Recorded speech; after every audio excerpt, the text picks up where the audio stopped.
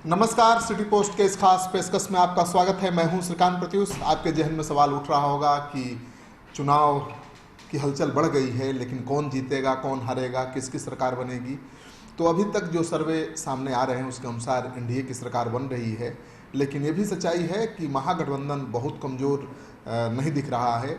और सर्वे पर भी अगर भरोसा करें तो मानकर चलिए कि तेजस्वी यादव इस चुनाव में स्थापित नेता बन जाएंगे, क्योंकि जब अकेले उनकी पार्टी चुनाव लड़ी थी तो 22 से 24 सीटों पर सिमट गई थी।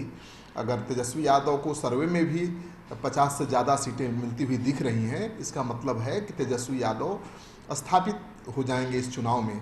तो सरकार भले एनडीए की बने, लेकिन तेजस्वी यादव एक बड़े नेता के रूप में स्थापित होंगे। बिहार विधानसभा चुनाव में एनडीए की नींद उड़ी हुई है। एनडीए के जितने सहयोगी दल हैं परेशान हैं बीजेपी को छोड़कर, क्योंकि चिराग पासवान की पार्टी एलजेपी एनडीए के तमाम घटक दलों के उम्मीदवारों के खिलाफ अपना उम्मीदवार उतार रही है। बीजेपी के 2 सीटों पर भी उसने उम्मीदवार अपना खड़ा कर दिया है, जहां से उसके सिटिंग विधायक हैं। लेकिन बाकी जो जेडीयू के विधायक हैं या कैंडिडेट हैं चुनाव लड़ रहे हैं, उनकी मुसीबत बढ़ गई है, क्योंकि जहां जहां जेडीयू के उम्मीदवार हैं वहां वहां एलजेपी के उम्मीदवार खड़े हैं। और सबसे बड़ी बात यह है कि एलजेपी के जो उम्मीदवार हैं दमदार हैं और ज़्यादातर बीजेपी से जुड़े हुए हैं। तो बीजेपी का जो निचले स्तर का कैडर है, जो कार्यकर्ता है, उसका साथ उसको मिल रहा है और इसी वजह से जेडीयू की चुनौती बढ़ी हुई है। तो इस चुनाव को काफ़ी दिलचस्प बना दिया है एलजेपी के सुप्रीमो चिराग पासवान ने। अब देखना ये है कि वो किस हद तक जेडीयू के रिजल्ट को प्रभावित करते हैं, क्योंकि विधानसभा चुनाव में हार जीत का अंतर बहुत कम वोटों से होता है। 5,000 से लेकर 10,000 के बीच ही ज़्यादातर उम्मीदवार जीतते हैं या हारते हैं। एलजेपी का पुराना रिकॉर्ड देखें तो 5% वोट हमेशा उसके खाते में आते रहे हैं। अगर इस बार बीजेपी के जो बागी नेता हैं उनको उम्मीदवार बना दिए जाने की वजह से अगर अपर कास्ट का समर्थन उसको मिलता है तो उसका वोट का प्रतिशत बढ़ सकता है और काफ़ी नुकसान पहुंचा सकता है जेडीयू को। लेकिन ये कह पाना बड़ा मुश्किल है, अभी कह पाना मुश्किल है, क्योंकि आखिरी क्षण में मतदाता अपना मन और मिजाज बदल देता है। तेजस्वी यादव की मुश्किल थोड़ी आसान हुई है चिराग पासवान के द्वारा जेडीयू के तमाम उम्मीदवारों के खिलाफ उम्मीदवार देने से, लेकिन तेजस्वी यादव सरकार बनाते हुए दिख नहीं रहे हैं जो तमाम सर्वे आ रहे हैं। लेकिन तेजस्वी यादव मजबूती के साथ आगे जरूर बढ़ रहे हैं। तेजस्वी यादव ने दरअसल अपना स्टैंड भी बदल दिया है, चुनाव का मुद्दा भी बदल दिया है और उसका असर दिख रहा है। तो मानकर चलिए कि इस बार मुकाबला कांटे का है और एनडीए की सरकार बनने की संभावना बहुत प्रबल है, लेकिन साथ ही तेजस्वी यादव के लिए भी शुभ संकेत हैं। सबसे बड़ी परेशानी हो रही है जेडीयू को, इसलिए कि एलजेपी के जो उम्मीदवार हैं वो पीएम मोदी की तस्वीर का इस्तेमाल कर रहे हैं और वो ये समझाने की कोशिश कर रहे हैं बीजेपी के समर्थकों को कि अगर बीजेपी की सरकार बनवानी है, बीजेपी का मुख्यमंत्री बनाना है, तो जेडीयू को हराना होगा, एलजेपी को जिताना होगा। तो एलजेपी के उम्मीदवार लोगों को, खासतौर पर बीजेपी समर्थकों को ये समझाने की कोशिश में जुटे हुए हैं कि एलजेपी जीतेगी तो बीजेपी की सरकार बनेगी, बीजेपी का मुख्यमंत्री होगा। अगर जेडीयू जीतेगा तो नीतीश कुमार फिर से चौथी बार मुख्यमंत्री बनेंगे। तो आप देख ही रहे हैं कि एलजेपी सुप्रीमो चिराग पासवान के तेवर कितने तल्ख हैं नीतीश कुमार को लेकर।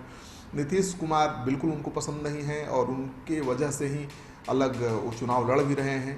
तो चिराग पासवान और तेजस्वी यादव किस हद तक इस चुनाव में अपने आप को स्थापित कर पाते हैं, सबसे बड़ा सवाल है। लेकिन जो एनडीए के घटक दल हैं बीजेपी को छोड़कर तमाम घटक दल के नेता डरे हुए हैं, घबराए हुए हैं। जीतन राम मांझी भी परेशान हैं, क्योंकि जो उनके खिलाफ उम्मीदवार एलजेपी के मैदान में हैं उनका भी नारा मोदी ही है, यानी उनके चुनाव प्रचार के पोस्टर पर मोदी नज़र आ रहे हैं, रामविलास पासवान नज़र आ रहे हैं। तो जीतन राम मांझी भी परेशान हैं, जेडीयू के तमाम नेता परेशान हैं और हम वीआईपी पार्टी के मुकेश सहनी भी परेशान हैं, क्योंकि बरहपुर की सीट देख लीजिए जहां से वीआईपी पार्टी के उम्मीदवार हैं, वहां से हुलास पांडे एलजेपी के नेता चुनाव लड़ रहे हैं। हुलास पांडे मोदी के नाम पर और बीजेपी के नाम पर जो भूमिहार राजपूत ब्राह्मण वोटर हैं उनको गोलबंद करने की कोशिश में जुटे हुए हैं और फिलहाल उनको काफ़ी हद तक सफलता मिलती हुई भी दिख रही है। लेकिन आखिरी समय तक क्या समीकरण रहेगा कह पाना बड़ा मुश्किल है, लेकिन चिंता तो जरूर उन्होंने बढ़ा दी है। तो जो भी एनडीए के घटक दल हैं, चाहे वो वीआईपी पार्टी हो, जीतन राम मांझी हो, जेडीयू हो, उनके प्रत्याशियों के हाथ पांव फूल रहे हैं कि चिराग पासवान कहीं ज़्यादा नुकसान न पहुंचा दें। और इसी बात को ध्यान में रखते हुए बीजेपी के नेता सुशील मोदी बार बार चेतावनी दे रहे हैं एलजेपी के नेताओं को, एलजेपी के प्रत्याशियों को, कि अगर आपने मोदी का तस्वीर का इस्तेमाल किया तो आप पर मुकदमा होगा। बिहार के डिप्टी सीएम सुशील कुमार मोदी ने फिर से कहा है, फिर से एक बार चिराग पासवान पर पलटवार किया है और सुशील मोदी ने कहा है कि चिराग पासवान कोई भ्रम नहीं फैलाएं और चिराग पासवान को भ्रम में नहीं रहना चाहिए। एलजेपी के साथ कोई गठबंधन बिहार में विधानसभा चुनाव में एनडीए का नहीं है। सुशील कुमार मोदी ने कहा कि केंद्र में एलजेपी के साथ लोकसभा चुनाव में गठबंधन था, लेकिन बिहार विधानसभा चुनाव में नहीं है। महाराष्ट्र में भले ही बीजेपी और शिवसेना के साथ गठबंधन था, लेकिन शिवसेना बाकी राज्यों में बीजेपी के खिलाफ चुनाव लड़ती रही है। ठीक उसी तरह से चिराग पासवान भी यहाँ अलग चुनाव लड़ रहे हैं। झारखंड में भी बीजेपी के खिलाफ जेडीयू और एलजेपी चुनाव लड़ती रही है। यह कोई ज़रूरी नहीं कि केंद्र में गठबंधन है तो राज्य में भी गठबंधन रहे। तो सुशील कुमार मोदी लगातार सफाई दे रहे हैं और चिराग पासवान को चेतावनी भी दे रहे हैं। लेकिन सच्चाई यही है कि जो एलजेपी के उम्मीदवार हैं, जो एलजेपी के टिकट पर चुनाव लड़ रहे हैं प्रत्याशी, वो ये कन्विंस करने की कोशिश कर रहे हैं बीजेपी समर्थकों को कि अगर नीतीश कुमार को हटाना है तो एलजेपी को जिताना है। एलजेपी जीतेगी तभी बीजेपी का सरकार बनेगी, तभी बीजेपी का मुख्यमंत्री बनेगा। हालांकि इस मुहिम में किस हद तक उनको सफलता मिल पाएगी, किस हद तक बीजेपी समर्थकों को चिराग पासवान के प्रत्याशी ये भरोसा दिला पाएंगे कि बीजेपी के मुख्यमंत्री बनाने के लिए एलजेपी को जिताना जरूरी है, ये तो आने वाला वक्त बताएगा। इस वीडियो को ज़्यादा से ज़्यादा लोगों के साथ शेयर करिए। अगर आपने अब तक हमारा चैनल सब्सक्राइब नहीं किया है तो ज़रूर कर लीजिए। आपका सहयोग समर्थन सिटी पोस्ट के लिए बहुत मायने रखता है।